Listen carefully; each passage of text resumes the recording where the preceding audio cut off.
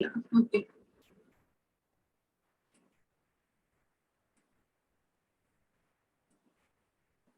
The products are available for use on Amazon's web services. Amazon the web services ಒಳಗಡೆಗೆ ಈ ಎಲ್ಲಾ services provide ಮಾಡ್ಯಾರ ಅವರು. Elastic Compute Cloud, that is one of the Amazon web service ಒಳಗಡೆಗೆ ಇದು available ಅದ. Oracle delivered a set of free Amazon machine images to its customers so they could quickly and efficiently deploy Oracle database solutions. ಆ particular database ಅನ್ನ install ಮಾಡ್ಕೊಳ್ಳಿಕ್ಕೆ ತಮ್ಮ system ಒಳಗಡೆಗೆ help ಆಗ್ಲಿ ಅಂತ ಹೇಳಿ ಕ್ವಿಕ್ ಆಗಿ ಎಫಿಷಿಯಂಟ್ ವೇ ಒಳಗ ಅದನ್ನ ಯೂಸ್ ಮಾಡ್ಕೊಳ್ಳೋದು, ಇನ್ಸ್ಟಾಲ್ ಮಾಡ್ಕೊಳ್ಳೋದು ಗೊತ್ತಾಗ್ಲಿ ಕಸ್ಟಮರ್ಸ್ ಗೆ ಅನ್ನೋ ಸಲುವಾಗಿ ಅಮೆಝಾನ್ ಮಷಿನ್ ಲ್ಯಾಂಗ್ವೇಜ್ ಏನ್ ಮಾಡಿತ್ತು, that is Amazon Web Services ಡೌನ್ಲೋಡಿಗೆ ಮತ್ತೆ ಯೂಸಿಗೆ ಬರುವಂತ ಕೆಲವೊಂದಿಷ್ಟು ಇಮೇಜಸ್ ಅನ್ನ ಬಿಟ್ಟೈತಿ, which is going to assist you in downloading, installing and usage of the database which is provided by the Oracle. Developers can take advantage of the provisioning and automated software deployment to rapidly build applications using Oracle's popular development. ನೀವ್ ಯಾರಾದ್ರೂ develop ಮಾಡ್ತಿದ್ರಿ ಅಂತಂದ್ರೆ ಹೊಸ ಹೊಸ applications ಅನ್ನ develop ಮಾಡೋರು, you can take the help which is having the facility of automatic ಆಗಿ ತಂತಾನೆ ವರ್ಕ್ ಮಾಡುವಂತದ್ದು, ಆಮೇಲೆ ಪ್ರೊವಿಷನಿಂಗ್ ಫೆಸಿಲಿಟಿನ ಪ್ರೊವೈಡ್ ಮಾಡುವಂತದ್ದು ಏನದ ಅಲ್ಲ, ಆ ಎಲ್ಲಾ ಫೆಸಿಲಿಟೀಸ್ ಅನ್ನ ನೀವೇನ್ ಮಾಡ್ಬೋದು, ಯುಟಿಲೈಸ್ ಮಾಡ್ಕೋಬಹುದು. With that you can use the Oracle ready to use tool. It is a ready to use database which is flexible and has an automated systems which is going to help the application development ಮಾಡ್ಲಿಕ್ಕೆ help ಮಾಡೋ ಸಲುವಾಗಿ. It is going to give you the different services which are helpful for the developers. Quick ಆಗಿ ಯಾರಾದ್ರೂ ಏನಾದ್ರೂ develop ಮಾಡ್ಬೇಕಿತ್ತು ನಿಮ್ಮ applications ಅನ್ನ ಅಂತಂದ್ರೆ ಅವಾಗ ನಾವೇನ್ ಮಾಡ್ಬೋದು, ಈ Oracle database ಹೆಲ್ಪ್ ತಗೋಬಹುದು. Depending upon the type of database which you are going to use, it is going to give you the 3 types of services. ಒಂದು database 11G ಕೊಡ್ತೈತಿ, ಒಂದು ಫ್ಯೂಷನ್ ಮಿಡಲ್ವೇರ್, ಒಂದು ಎಂಟರ್ಪ್ರೈಸ್ ಮ್ಯಾನೇಜರ್ ಅಂತ 3 ಬೇರೆ ಬೇರೆ ರೀತಿಯಾದಂತ services ಅನ್ನ ಪ್ರೊವೈಡ್ ಮಾಡ್ಲಿಕ್ಕೆ ನಿಮ್ಗೆ ಯಾವ್ದು ನಿಮ್ಮ ಅಪ್ಲಿಕೇಶನ್ ಗೆ ಯಾವ್ದು ರಿಕ್ವೈರ್ಡ್ ಇರ್ತೈತಿ ಅದನ್ನ ಯೂಸ್ ಮಾಡ್ಕೋಬಹುದು. Next, Oracle JDeveloper, Oracle Enterprise Pack for Eclipse and Oracle Workshop for WebLogic. Enterprise, Oracle Enterprise is for Eclipse, Java based ada idu Eclipse, which is used for testing purpose.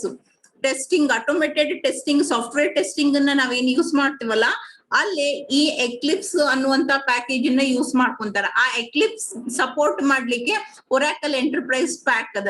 ಅದೇ ನೀವು normal Oracle ಅನ್ನ JDeveloper ಗೆ, Java developers ಅನ್ನ use ಮಾಡ್ಕೊಂತಾರ.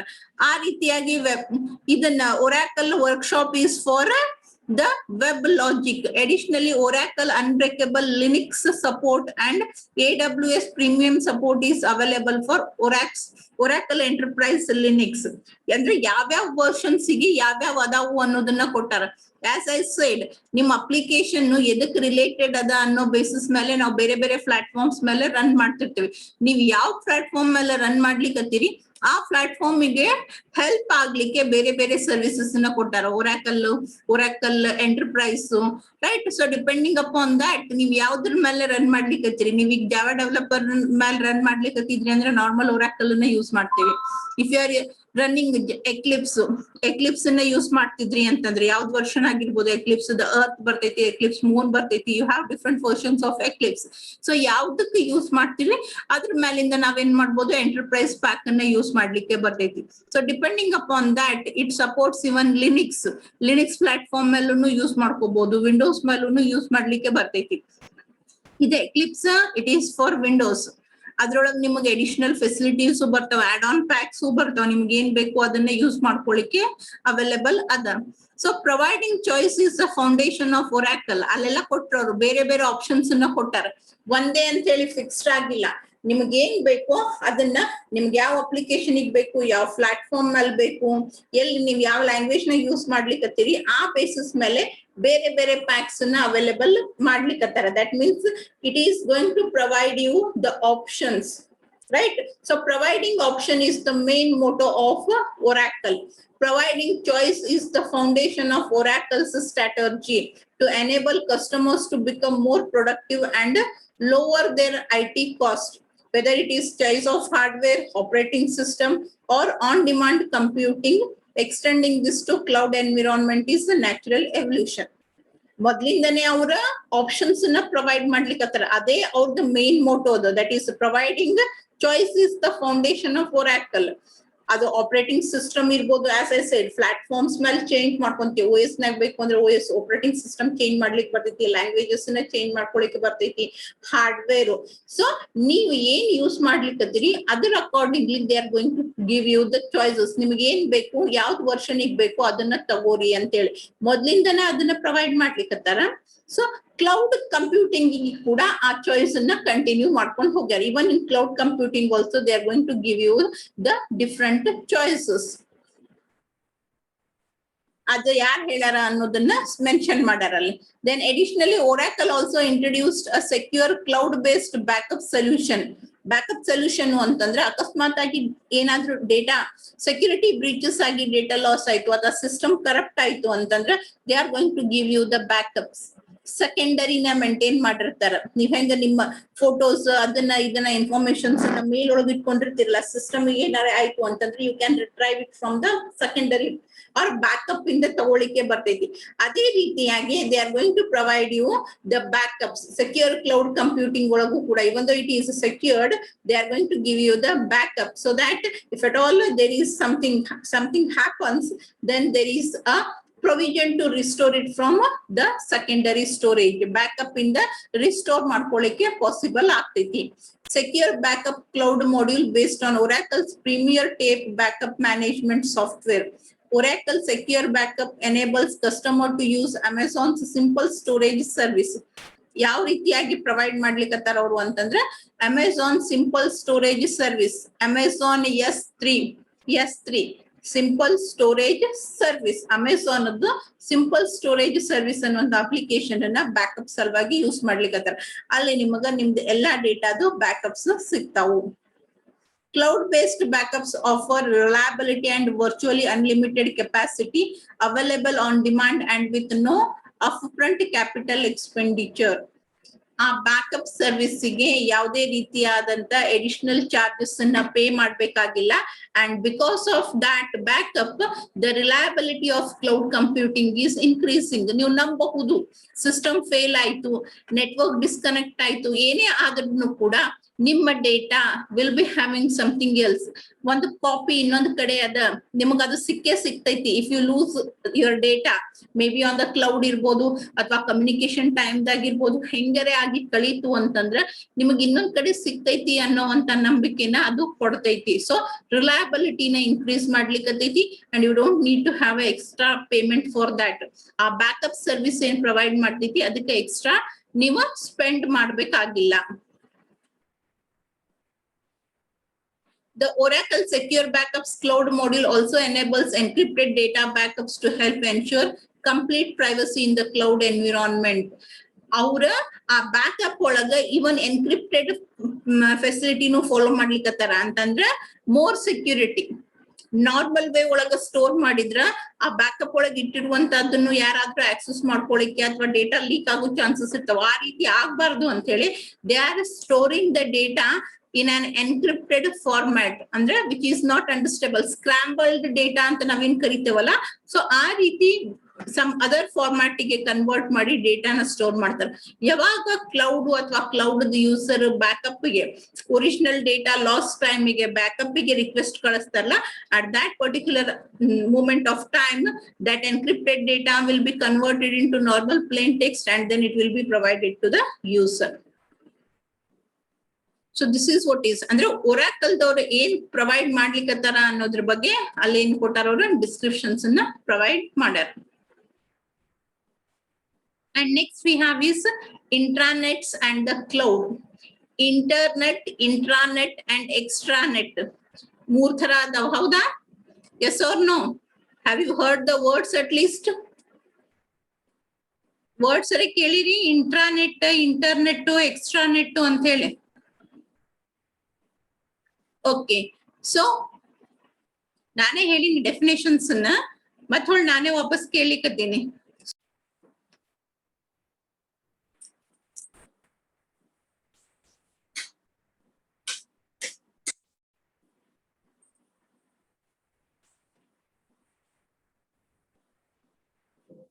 Internet means network of networks, whereas intranet, as you said, one day college ಒಳಗಡೆಗೆ, that means within a single network.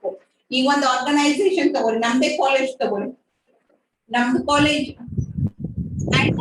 ಇದ್ರೊಳಗಿರುವಂತ network ಗೆ ನಾವೇನಂತ ಕರಿತೇವಿ? Intranet. That means only the members of our college can make use of our own network. Nam college ide net irtitla, nam college naginnor ashte use ಮಾಡಬೇಕು. That cannot be used by someone else. Outsiders use ಮಾಡ್ಲಿಕ್ಕೆ ಬರಂಗಿಲ್ಲ. ಈಗ ನೀವು company ಹೋಗ್ತೀರಿ, IT companies ಒಳಗ್ ನೋಡ್ರಿ, ಅವ್ರು ಯಾವಾಗ್ಲೂ ಏನ್ ಮಾಡ್ತಾರ, office hours from morning 9 to 5 ಎಲ್ಲಾ ಮೇಲ್ಸ್ ಕೂಡ ಬರೀ ಒಳಗೆ ವಿದಿನ್ ದ ಆರ್ಗನೈಸೇಷನ್ ಹೋಗ್ತಿರ್ತಾವ. ಮ್ಯಾನೇಜರ್ ಇಂದ HR ಗೆ, HR ಇಂದ ಸಬಾರ್ಡಿನೇಟ್ಸ್ ಗೆ ಏನ್ರ ಹೇಳ್ಬೇಕಾದ್ರೆ ಕೇಳ್ಬೇಕಾದ್ರೆ the communication will be through emails. And for that purpose they are using the network facility of their own organisation. ಆ ಆರ್ಗನೈಸೇಷನ್ ದವರಿಗೆ ಬಿಟ್ರೆ ಹೊರಗಿನವ್ರಿಗೆ ಯಾರಿಗೂ ಅದಕ್ಕೆ ಆಕ್ಸೆಸ್ ಇರಂಗಿಲ್ಲ. That particular network contains only the members of that organization. ಅದಕ್ಕೆ ನಾವೇನಂತ ಕರಿತೇವಿ? Intranet ಅಂತ ಕರಿತೇವೆ. ಅದೇ ರೀತಿಯಾಗಿ ಎಕ್ಸ್ಟ್ರಾನೆಟ್ ಬರ್ತೈತಿ, that is extended version of intranet. ಈಗ ಒಂದು ಮ್ಯಾನುಫ್ಯಾಕ್ಚರಿಂಗ್ ಆರ್ಗನೈಸೇಷನ್ ಅಂತ ತಗೋರಿ, ತಂದೆ ಆದಂತ ನೆಟ್ವರ್ಕ್ ಫಾರ್ಮ್ ಮಾಡ್ಕೊಂಡಿರ್ತೈತಿ, ಬಟ್ ಆ ನೆಟ್ವರ್ಕ್ ಒಳಗ ಸಪ್ಲೈಯರ್ಸ್ ಆಡ್ ಆಗ್ತಾರ, ಹೌದಾ? ಸಪ್ಲೈಯರ್ಸ್ ಕಮ್ಯುನಿಕೇಟ್ ಮಾಡ್ಬೇಕಾಗ್ತೈತಿ. ನಾವು ಬರೀ ಮ್ಯಾನುಫ್ಯಾಕ್ಚರರ್ ಒಳಗಿದ್ದವರು, ಎಂಪ್ಲಾಯೀಸ್, ಮ್ಯಾನೇಜರು ಅಥವಾ ಆರ್ಗನೈಸೇಷನ್ ಮ್ಯಾನೇಜ್ಮೆಂಟ್ ಟೀಮು ಅಷ್ಟೇ ಇರಂಗಿಲ್ಲ, ಬಟ್ ಹೊರಗಿಂದು ಸಪ್ಲೈಯರ್ಸ್ ಬೇಕಾಗ್ತಾರ, ಅಥವಾ ಮಾರ್ಕೆಟಿಂಗ್ ಯಾರು ಹೆಲ್ಪ್ ಮಾಡ್ತಿರ್ತಾರ ಅವರು ಬೇಕಾಗ್ತಾರ. ಸೊ ನಿಮ್ದು ಇಂಟ್ರಾನೆಟ್ ಅನ್ನ ಎಕ್ಸ್ಟೆಂಡ್ ಮಾಡಿ ಲಿಮಿಟೆಡ್ ಎಕ್ಸ್ಟರ್ನಲ್ ಯೂಸರ್ಸ್ ಅನ್ನ ಏನ್ ತಗೊಂತೇವಲ್ಲ ಆ ರೀತಿಯಾಗಿ ಫಾರ್ಮ್ ಮಾಡಿದ ನೆಟ್ವರ್ಕ್ ಗೆ ಎಕ್ಸ್ಟ್ರಾನೆಟ್ ಅಂತ ಕರೀತಾರೆ. And internet means there is no restrictions or limited. It is a collection of different networks. Intranet ಗೆ ನೆಟ್ವರ್ಕ್ ಆಫ್ ನೆಟ್ವರ್ಕ್ಸ್ ಅಂತ ಕರಿತೇವೆ. ಬೇರೆ ಬೇರೆ ನೆಟ್ವರ್ಕ್ಸ್ ನ ಕಂಬೈನ್ಡ್ ಮಾಡಿದಾಗ ಏನ್ ಒಂದು ದೊಡ್ಡದು ಹೊಸ ನೆಟ್ವರ್ಕ್ ಫಾರ್ಮ್ ಆಗುತ್ತಲ್ಲ ಅದನ್ನ ಇಂಟರ್ನೆಟ್ ಅಂತ ಹೇಳಿ ಕರಿತೇವೆ. Is it clear?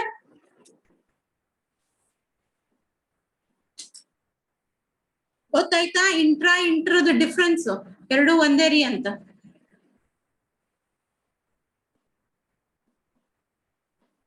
Okay, so intranet and cloud, how do they relate to each other ಅನ್ನೋದನ್ನ ನೆಕ್ಸ್ಟ್ ಟಾಪಿಕ್ ಒಳಗಡೆಗೆ ಮೆನ್ಷನ್ ಮಾಡೋಣ.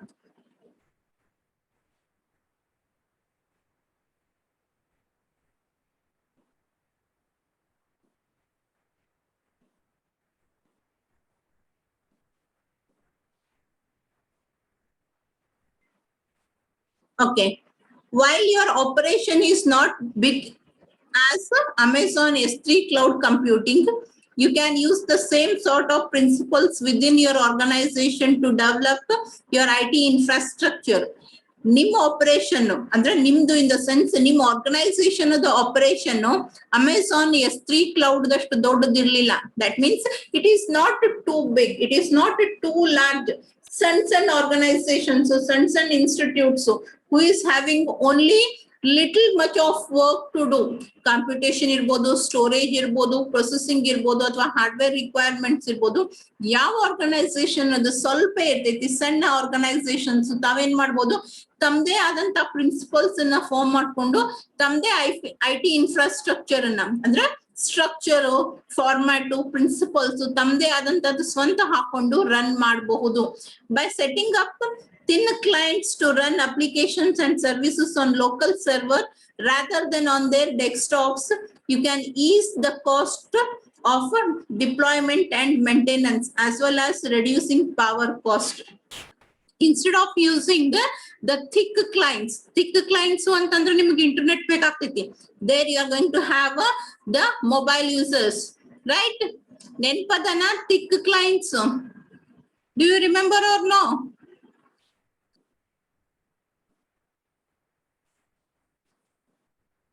Yes, what do you mean by thick clients?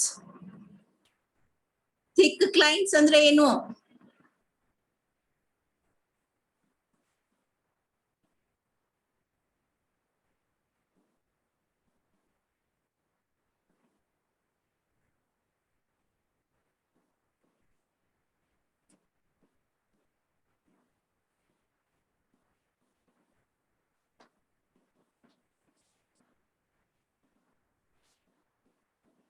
Local drive is present. Browser select ಮಾಡೋದು. By using computer, we access the server specific browser with which we want to access.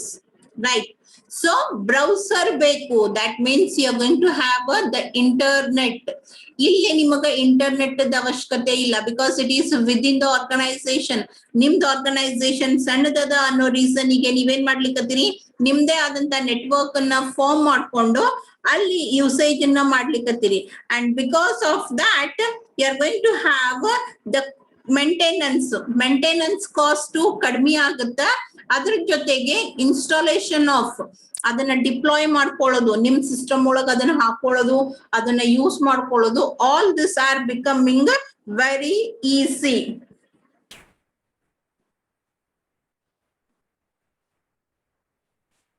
ನಿಮ್ದೇ ಒಂದೇ server ಇರ್ತೈತಿ, ನಿಮ್ದು local server ಇರ್ತೈತಿ.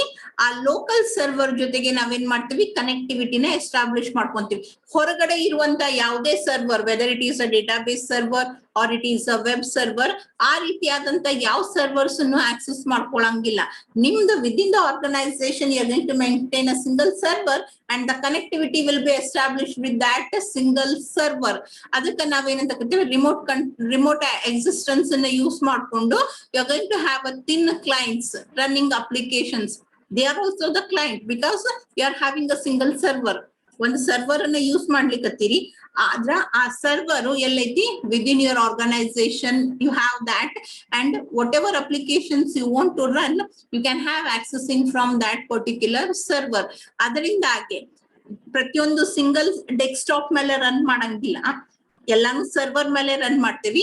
ಆದ್ರ ಆ server remote ಆಗಿ ದೂರದಲ್ಲಿ ಎಲ್ಲೋ ಇರಂಗಿಲ್ಲ. It will be present within the organization and because of that maintenance cost ಆಮೇಲೆ ಡಿಪ್ಲಾಯ್ಮೆಂಟ್ ಏನಾಗ್ತಾವು, ಈಸಿ ಆಗ್ತಾವು. ಸೊ ಈ ಪರ್ಟಿಕ್ಯುಲರ್ ಇಂಟ್ರಾನೆಟ್ ದೊಳಗ ನಿಮ್ಗೆ ಏನೇನ್ ಕಾಂಪೋನೆಂಟ್ಸ್ ಬರ್ತಾವು ಅನ್ನೋದನ್ನ ಸ್ಟಡಿ ಮಾಡೋಣ. There are two main components in client server computing, servers and thin or light clients. ಒಂದು ಸರ್ವರ್, ಇನ್ನೊಂದು ಥಿನ್ ಅಥವಾ ಲೈಟ್. ಥಿಕ್ ಕ್ಲೈಂಟ್ಸ್ ಹೆಂಗ್ ಬರ್ತಾವಲ್ಲ ಅದೇ ರೀತಿಯಾಗಿ ಥಿನ್ ಕ್ಲೈಂಟ್ಸ್ ಬರ್ತಾವು. So how those thin clients R using the applications of server, that what you are going to study. ಇಲ್ಲ ಅದ್ರ ಸ್ಟ್ರಕ್ಚರ್ ತೋರ್ಸಾರ ನೋಡ್ರಿ. ಇಂಟರ್ನೆಟ್ ಹೊರಗಡೆಗೆ ಇರ್ತೈತಿ, ಇದು ನಿಮ್ದು intranet. This is your intranet. ಈ ಪರ್ಟಿಕ್ಯುಲರ್ ನೆಟ್ವರ್ಕ್ ನಾವು ರೂಟರ್ ಗೆ ಕನೆಕ್ಟ್ ಮಾಡಿದಾಗ you are going to connect it to internet. ಆದ್ರೆ ನಮ್ಗೆ ಇಲ್ಲಿ ಇಂಟರ್ನೆಟ್ ಅವಶ್ಯಕತೆ ಇಲ್ಲ, ಇಂಟ್ರಾನೆಟ್. ಇಲ್ಲಿ ಸರ್ವರ್ ಅದ, ಇಲ್ಲಿ ಸ್ವಿಚ್ ಅದ, and these are the thin clients. These clients are accessing the service from this server. Every system, every thin system is connected to this server, and instead of running all the applications separately on these standalone systems, ಈ desktop ಮೇಲೆ ಎಲ್ಲಾ applications separate ಆಗಿ run ಮಾಡೋ ಬದಲಿಗೆ ನಾವೇನ್ ಮಾಡ್ತೀವಿ, ಈ server ದಿಂದ ಆಕ್ಸೆಸ್ ಮಾಡ್ಕೊಂತೀವಿ. Right? The servers house the applications your organization need to run, and thin clients which do not have hard drives display the result. You hard drive ಅನ್ನ ಕೊಟ್ಟಿಲ್ಲ, ಇವೇನ್ ಮಾಡ್ತಾವು, ಏನೇ ಸ್ಟೋರೇಜ್ ಇತ್ತು, ಏನಾರ ಡಿಸ್ಪ್ಲೇ ಮಾಡೋದಿತ್ತು ಅಂದ್ರೆ they are going to send the request to this server and it gives whatever information they want and that will be displayed to the user. ಹೈಪರ್ವೈಸರಿ applications ಅದನ್ನ ಒಂದು ಕಂಪ್ಲೀಟ್ ಮಾಡಿದ್ರ ಎಷ್ಟದ ಟೈಮ್ ಇನ್ನು ಅದಲ್ಲ. ಓಕೆ, ಸೊ ಇದು ಒಂದು topic complete ಆಯ್ತು ಅಂತಂದ್ರೆ ನಿಮ್ದು ಫಸ್ಟ್ ಚಾಪ್ಟರ್ ಕಂಪ್ಲೀಟ್ ಆಗ್ತೈತಿ. Applications like VMware, VMware application ನಿಮ್ಗೆಲ್ಲರಿಗೂ ಗೊತ್ತೈತಿ. Microsoft's Hyper-V allow you to virtualize your servers so that multiple virtual servers can run on one physical server. ಈಗ ನೀವು ಆಲ್ರೆಡಿ ವರ್ಚುವಲ್ ಸರ್ವರ್ಸ್ ಅಂದ್ರೆ ಏನು ಅಂತ ಕಲಿಸ್ತೀರಿ. Virtual servers in the sense actually physical existence ಇರಂಗಿಲ್ಲ. ಒಂದೇ ಹಾರ್ಡ್ವೇರ್ ಒಂದೇ resources ಇರ್ತಾವು, but it is being multiplied virtually so that multiple clients can make use of the servers. ಒಂದೇ ಸರ್ವರ್ ಇತ್ತು, ಎಲ್ಲಾರು ಅದಕ್ಕೆ ರಿಕ್ವೆಸ್ಟ್ ಕಳಿಸ್ಲಿಕ್ಕತ್ವಿ ಅಂತಂದ್ರೆ ಎಲ್ಲಾ ರಿಕ್ವೆಸ್ಟ್ ನ ಫುಲ್ಫಿಲ್ ಮಾಡ್ಲಿಕ್ಕೆ ಆಗಂಗಿಲ್ಲ. Sometimes you get busy, server busy ಅಂತ ಹೇಳಿ ಬರ್ತೈತಿ.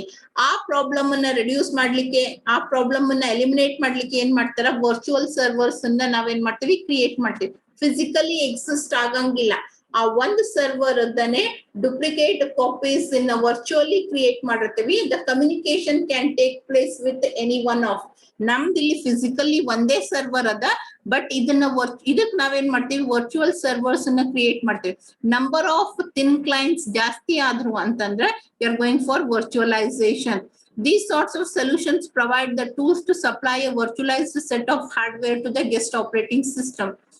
ಗೆಸ್ಟ್ ಆಪರೇಟಿಂಗ್ ಸಿಸ್ಟಮ್ ಗೆ ಈಗ ನೋಡ್ರಿ, ನೀವ VMware ನ ಇನ್ಸ್ಟಾಲ್ ಮಾಡ್ಕೊಂಡ್ರಿ ಅಂದ್ರೆ ರೆಡ್ ಹ್ಯಾಟ್ ನ ರನ್ ಮಾಡ್ಬೋದು. ಒಂದು you can run Ubuntu and even Windows can also be run on that. Original Windows ಒಳಗೇನೆ VMware ನ ಇನ್ಸ್ಟಾಲ್ ಮಾಡ್ಕೊಂಡಿರ್ತೀವಿ.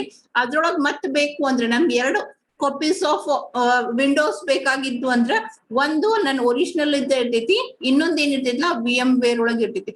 ಅಂದ್ರೆ ಗೆಸ್ಟ್ ಆಗಿ ನಾವು ಎಷ್ಟು ಬೇಕೋ ಅಷ್ಟು ಆಪರೇಟಿಂಗ್ ಸಿಸ್ಟಮ್ ಅನ್ನ ರನ್ ಮಾಡ್ಲಿಕ್ಕೆ ಬರ್ತೈತಿ.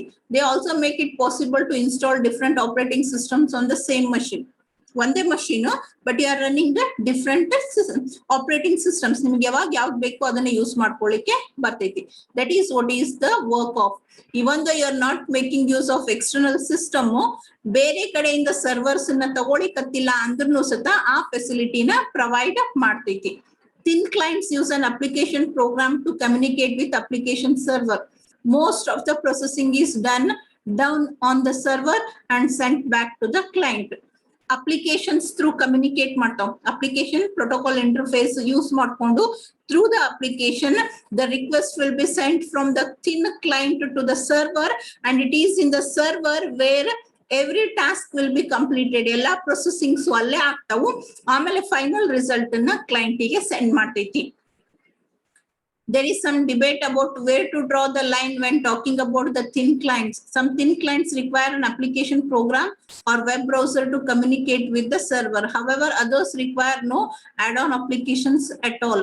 ಕೆಲವೊಂದಿಷ್ಟು depending upon the capacity of the thin client, ಕೆಲವೊಂದಿಷ್ಟಿಗೆ ಏನ್ ಬೇಕಾಗ್ತೈತಿ, ವೆಬ್ ಬ್ರೌಸರ್ ಗೆ ಸ್ಪೆಷಲ್ ಅಪ್ಲಿಕೇಶನ್ಸ್ ರಿಕ್ವೈರ್ ಆಗ್ತಾವು, ಕೆಲವೊಂದಿಷ್ಟಕ್ಕ ಆಗಂಗಿಲ್ಲ. So there is still debate going on how to differentiate the thin client from a thick client. But thick client ಒಳಗಡೆಗೆ ನಿಮ್ಮ browser ಅನ್ನ ಆಕ್ಸೆಸ್ ಮಾಡ್ಲಿಕ್ಕೆ ಎಕ್ಸ್ಟರ್ನಲ್ ನೆಟ್ವರ್ಕ್ ಫೆಸಿಲಿಟಿ ಅವಶ್ಯಕತೆ ಅದ.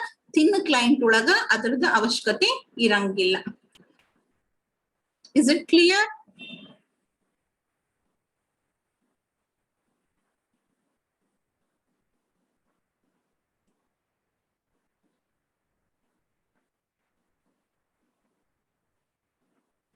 And with this, we complete the first chapter of first unit.